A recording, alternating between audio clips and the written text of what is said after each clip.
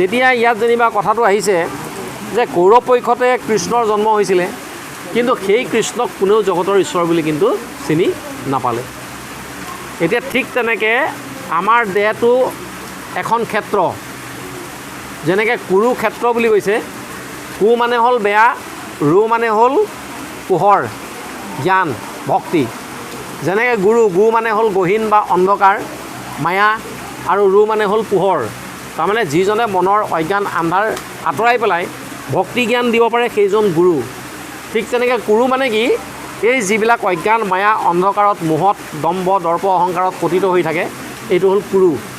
গতিকে ক্ষেত্ৰ মানে হ'ল এখন পথাৰ, অৰ্থাৎ দেহটো হ'ল আমাৰ কুৰুক্ষেত্ৰৰ এখন পথাৰ সদৃশ।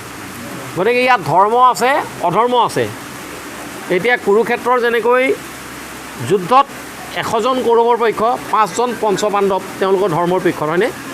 আমাৰো দেহটোত এই আমাৰ যিবিলাক দশ ইন্দ্ৰিয় আছে, মনকে আদি কৰি এইবিলাককে লৈ আমি এই ক্ষেত্ৰখনত ধৰ্মক ৰক্ষা কৰি থাকিব লাগিব।